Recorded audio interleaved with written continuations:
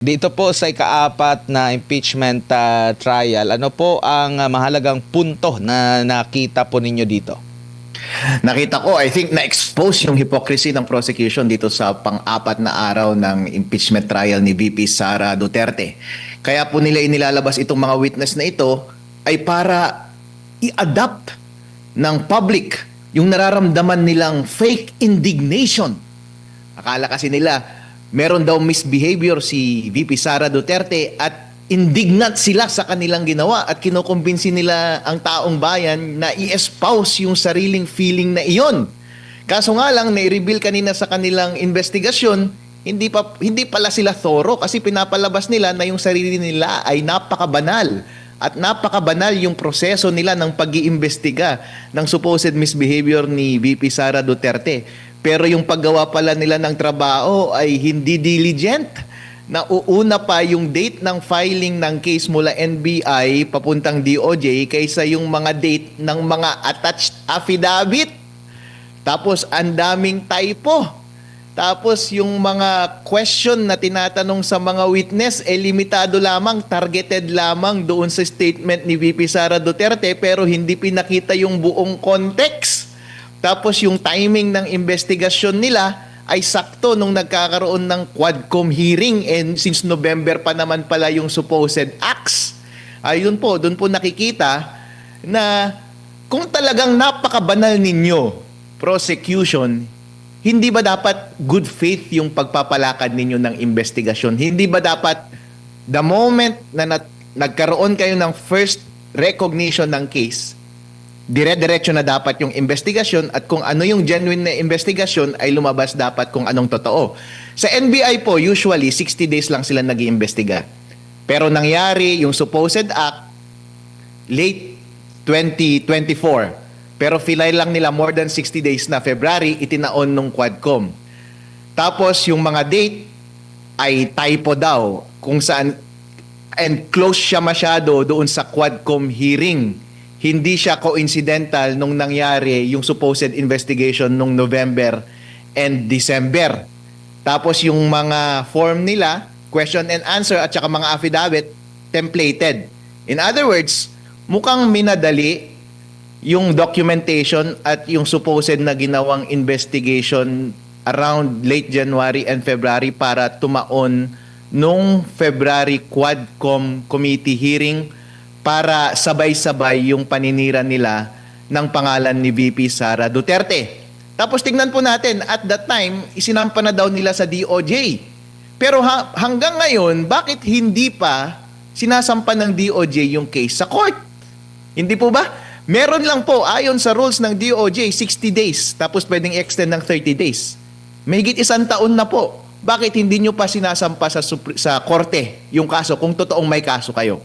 Ang lumalabas po ngayon ay itinaon nyo lang yung supposed NBI investigation at DOJ investigation around the time na sinisiraan nila si VP Sara Duterte. Nagmoro-moro sila, nag-imbento sila ng supposed na investigasyon, ipinapakita nila na napakabanal ng kanilang cause, wala naman palang maayos na ginawang investigation. And besides, hindi naman maganda yung mga case Wala naman siyang na-establish na case. Dalawa po yung case na sinasabi niya.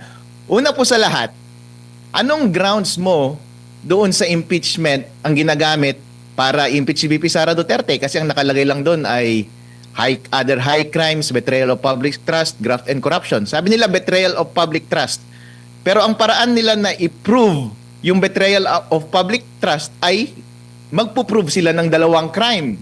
Grave threat at saka inciting to sedition. Pero bakit may papasok sa betrayal of public trust kung nagpo-prove ka ng crime? Hindi ba dapat ipapasok mo yan sa other high crimes? And since hindi mo pinasok sa other high crimes, inaamin mo na hindi talaga siya high crime. And ordinaryong krimen lang ang gusto mong patunayan. Pero it begs the question, kung ordinaryong krimen lang yan, bakit hindi ginawa na lang ng konstitusyon ng impeachable offense ay all crimes in general? Bakit mo ipipilit under the category ng betrayal of public trust? Okay. Ngayon po, kapag gusto nilang i-prove yung inciting to sedition, ay mali po yung sinasabi ng witness. Ang measure na ginamit niya ay dangerous tendency rule. Mali na kaagad yun. Dahil hindi na yun yung jurisprudence ngayon.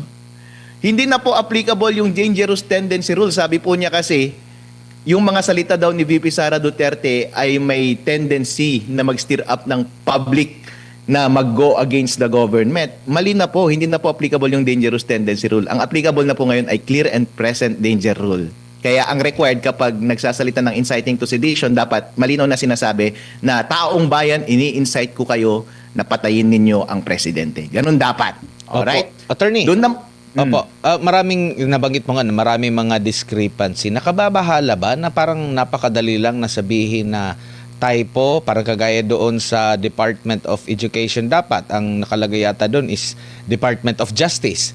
Tapos yung petsa na yun nagre-reflect din sa iba't ibang bahagi ng mismong sa footnote ba yun na nabanggit ng depensa, tapos napakabilis lang na sabihin na typo, attorney. Ang gusto pong palabasin ng depensa ay walang totoong nangyaring investigasyon. At inimbento lang nila lahat ng documents around the time na nag-iimbestiga yung Quadcom Committee. Habang mainit yung paninira nila ng pangalan ni VP Sara Duterte. Kaya balibaliktad yung dates. Kaya yung mga ginamit na salita doon sa mga affidavit ay naka-template. Bawal yan. Kapag naka-template yung affidavit, wala ka na dapat kredibilidad. Kapag paulit-ulit yung mga naka-copy and paste doon sa mga affidavit, ganun po. Hindi po dapat ganun. Kapag nag-iimbestiga ka, puro shortcut, 20 questions lang ang tinalong. Kapag nag-iimbestiga talaga ng krimen, dapat kailangan mong tanungin yung context, hindi tama. So may kita po doon na mali-mali na nga lahat, minadali. It lends to the theory and hypothesis na walang totoong nangyaring investigasyon, inimbento lang nila yung investigasyon para to surround yung issue at the time and yung events at the time na sirain ng pangalan ni VP Sara Duterte. Tsaka marami ding mga nababanggit kanina na mga ahensya na pwedeng makipag-ugnayan, yung NBI para doon sa threat assessment na parang yun ata yung hindi nila nagawa, attorney.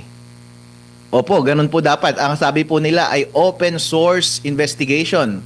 Tapos total investigation daw, totality ng circumstances. Kanila daw itinake into account. Pero bakit hindi ka nakipag-coordinate sa mga co-agencies mo? Kung talagang ginawa mo ang lahat, bakit nung nagtatanong ka, nakafocus ka lang doon sa inatter ni VP Sara Duterte, bakit hindi mo tinanong yung context, yung mga dahilan? Bakit hindi ka nakipag-coordinate sa CIDG? At maganda rin yung question ni Senator Alan Peter Cayetano kanina kasi meron silang certification doon sa kanilang complaint. Merong tinatawag na certification of non-forum shopping. Ibig sabihin, kapag gumagawa ka ng investigasyon at tinake cognizance mo yung isang subject matter, ay sinacertify mo na yung same controversy na yun ay hindi subject ng investigation ng ibang kinatawan ng gobyerno.